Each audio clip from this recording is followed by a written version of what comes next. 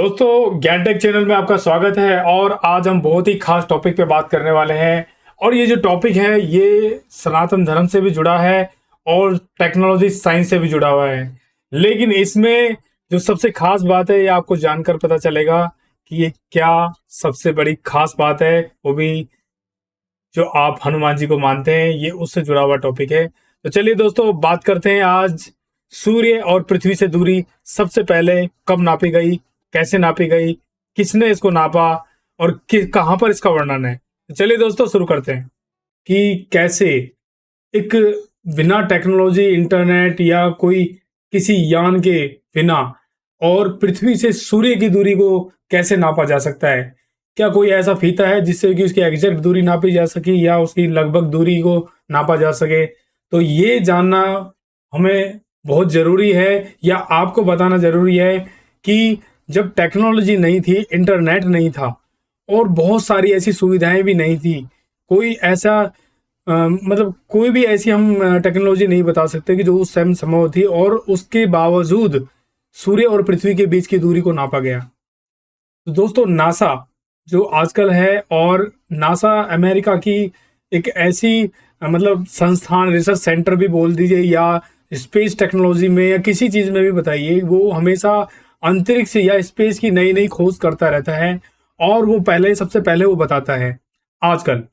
तो लेकिन आज से हजारों साल पहले पे अगर पीछे जाए, लाखों साल पहले पीछे जाएं, तो कैसे पता लगाए बिना टेक्नोलॉजी के, और कैसे पता चला कि सूर्य और पृथ्वी के बीच की दूरी इतनी एग्जैक्ट है, जो कि आज नासा उसे हजारों साल बाद बता रहा है।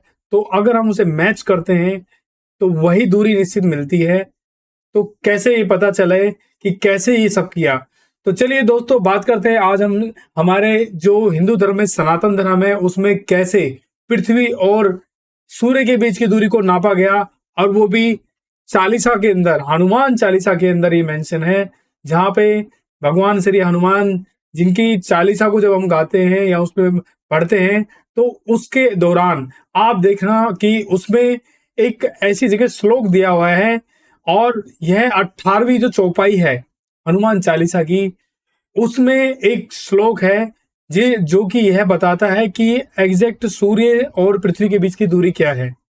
तो चलिए दोस्तों, बात करते हैं आज पृथ्वी और सूर्य दोनों के बीच में दूरी कितनी है, और सबसे पहले इसे किसने बताया, कैसे बताया, और इसका वर्णन कहाँ मिलता है। अगर आप हमारे चैनल पे नए हैं तो आप प्लीज हमारे ज्ञान टेक चैनल पे सब्सक्राइब कर दीजिए। ऐसी ही नॉलेज वाली बातें जानने के लिए आप हमें जरूर टैग कीजिए, सब्सक्राइब कर दीजिए, लाइक कर दीजिए, ताकि हमारी पहली वीडियो सबसे पहले आपको आपके यूट्यूब चैनल पे मिले। तो दोस्तों, कैसे हम बता सकते हैं कि सूर्य और पृथ्वी की बीच जो दूरी है वो एग्जैक्ट जो किलोमीटर, और जो भी इसकी जो दूरी का नाप लिया गया है नासा के द्वारा, वो बिल्कुल सही निकला हनुमान चालीसा के जरिए।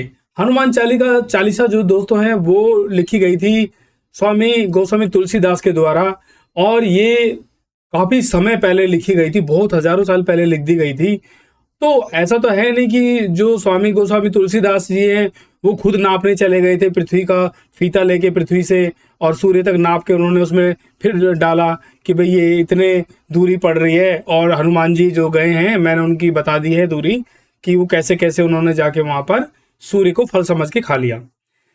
तो मेरा मानना यह है कि जो आज इन ग्रंथों में या जो भी इस तरीके की चालीसा, जो भी हमारे सनातन धर्म की चीजें दी हुई हैं, ये कोई फेक तो हो नहीं सकती। क्योंकि अगर आज उसी चीज को नासा प्रमाणित कर रहा है, उसी बात के उसी मेजरमेंट को लेकर, तो ये गलत नहीं हो सकता।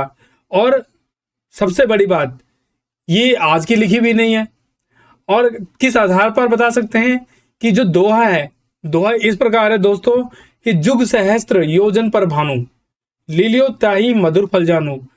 यानी कि ये जो चौपाई है ये अवधी भाषा में लिखा गया है, और स्वामी जो गोस्वामी तुलसीदास जी हैं उन्होंने ये 18वीं चौपाई में जो लिखा है, ये कुछ सोच समझ कर ही लिखा होगा, या इस पे कोई ऐसा नहीं है कि उन्होंने लिख दिया जुग सहस्त्र योजन पर भानु लीलोताय मधुर फल जानू। यानी कि ऐसा नहीं है कि इसका कोई अर्थ कुछ और है, ये अर्थ यही है। जैसे कि अगर हम मान लें कि जो ये गणित दी हुई है, इसमें जो मैथ दिया हुआ है, अगर इंग्लिश में मैथ बोलें और यहाँ हिंदी में हम गणित बता रहे हैं, तो वैदिक ज्योतिष के आधार पर अगर आज हम इसकी कैलकुलेशन करते हैं तो जो जहां पर युग सहस्त्र लिखा है, युग का मतलब युग, 12,000 वर्ष का एक युग होता है दोस्तों। और एक सहस्त्र में 1,000 होता है।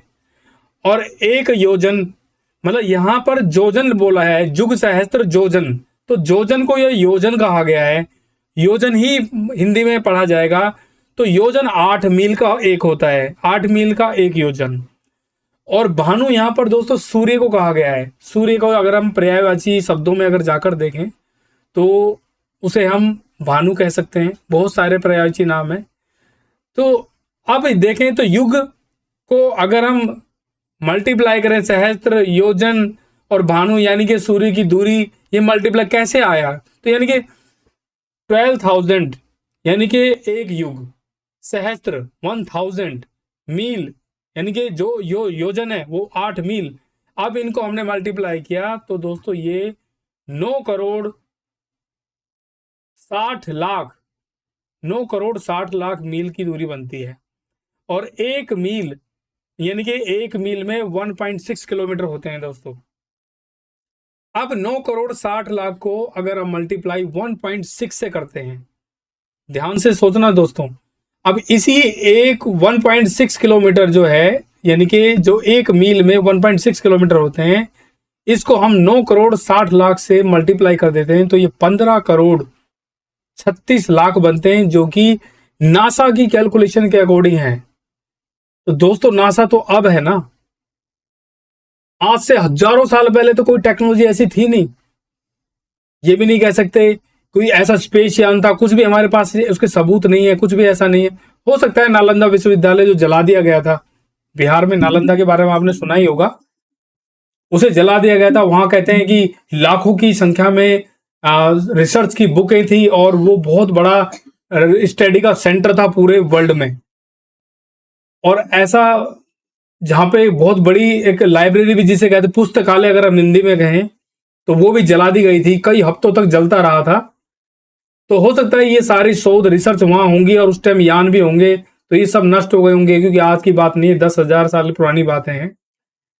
तो इस आधार पर गोस्वामी जी ने, तुलसीदास जी ने जो लिखा है, कोई ऐसे ही तो नहीं लिख दिया, तो किसी जो शोध या किसी रिसर्च या कुछ तथ्य के आधार पर ही उन्होंने लिखा है हनुमान चालीसा के अंदर। और आज उसे नासा जब नाप के देखता है तो उसके भी होश उड़ जाते हैं कि ऐसा कैसे संभव है कि एक सनातन की जो धर्म पुस्तक है, उनकी जो भगवान हनुमान जी की जो पुस्तक जिसे वो पढ़ते हैं और एक शक्ति का एक महसूस कराती है, वो ऐसी हनुमान चालीसा जो बुक है, उसमें कैसे संभव है कि वो उस जमाने में हजारों साल पहले कैसे उसको नाप दिया। तो दोस्तों इसी के बारे में हम बात कर रहे हैं कि दोहे का जो प्रसंग इस प्रकार है कि हनुमान जी को भगवान शंकर का अवतार माना गया है और उनको जन्म से ही कई दिव्य शक्तियां प्राप्त हैं। हनुमान चालीसा के अनुसार बहुत छोटी अवस्था में जब बाल हनुमान खेल रहे थे, तब उन्हें सूरज ऐसे दिखाई दे रहा था जैसे वो कोई मीठा फल हो। उस फल को प्राप्त करने के लिए बाल हनुमान सूर्य तक उड़कर चले गए। अपनी दिव्य शक्तियों के बल से उन्होंने अपना आकार इतना बड़ा कर लिया कि सूर्य उनके मुंह में समा गया। अब दोस्तों, अब दूसरी बात, अगर कोई कहेगा यार कोई अपना शरीर इतना बड़ा कर लेगा कि वो सूर्य से भी बड़ा हो जाएगा, यानी कि पृथ्वी से भी बड़ा सूर्य है और सूर्य से भी बड़ा उन्होंने अपने शरीर का आकार को बना लिया। अब इस बात पे भी मतलब लोग अचंभा करेंगे, लेकिन जब वो सूर्य की दूरी नापी भी बता सकते हैं, तो ये बात भी उन्होंने बताया कि अपना आकार उन्होंने बड़ा कर लिया था। तो अपना आकार इतना बड़ा कर लिया कि सूर्य उनके मुंह में समा गया। सभी देवी देवता जब डर गए, तब इंद्र ने बाल हनुमान जी की ठोड़ी पर वज्र से प्रहार कर दिया। तो दोस्तों इंद्र भगवान, अगर सनातन धर्म में आप जाएंगे तो ग्रंथों में और इनमें पढ़ेंगे आप कि जो इंद्र भगवान है, उन्होंने सभी देवताओं के डर को दूर करने के लिए जो बाल हनुमान थे, उनकी ठोड़ी पर अपने वज्र, जो उनका हथियार था, वज्र का हथियार, उनसे प्रहार किया। और वो वज्र जो है वो उनकी ठोड़ी पर, जो हमारी चिन्ह जिसे हम इंग्लिश में कहते हैं, उस पर जाकर लगा, और जिससे कि वहां पर एक बहुत बड़ी ग्रू खाच बन सही गड्ढा सा हो गया। सभी देव, और इस प्रकार से केसरी नंदन जी की ठोड़ी कट गई। और उस वज्र प्रहार से, जिसके वज्र प्रहार से मतलब प्रलय आ सकती है, उसके प्रहार से सिर्फ ठोड़ी पर एक कट लग गया, और इसी वजह से वे हनुमान कहलाए। और संस्कृत में अगर हनु, हनु का मतलब जाने तो ठोड़ी होता है, मान, मनुष्य के मान का, यानी कि उसका अनुमान, तो हनु को ठोड़ी कहा गया है। सबसे बड़ी बात यह है कि विज्ञान और गणित का उद्गम धार्मिक ग्रंथों में से नहीं होता, अपितु उनका वर्णन जरूर उनमें पाया जा सकता है। इनके उद्गम का स्रोत हमेशा कोई वैज्ञानिक या गणित का ग्रंथ ही होगा। मतलब कोई भी साइंस अगर बनी है, अगर कोई गणित मैथ बना है, तो वो ग्रंथों के जरिए ही बन सकता है। मैथ साइंस के जरिए कभी कोई ग्रंथ नहीं बना दोस्तों।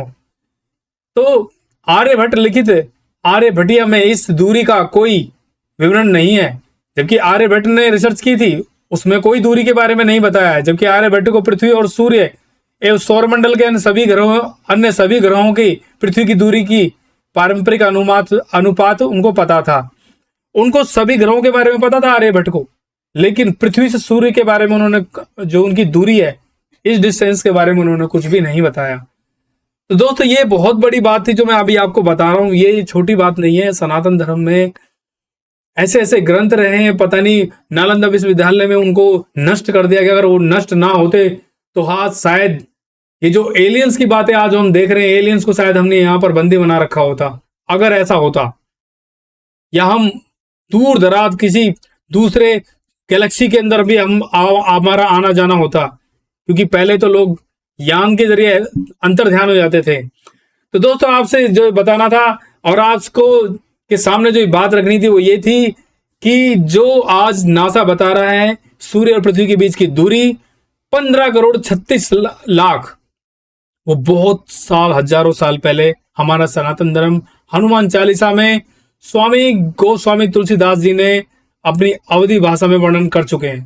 तो चलिए दोस्तों, जय सनातन, जय हिंद, जय भारत।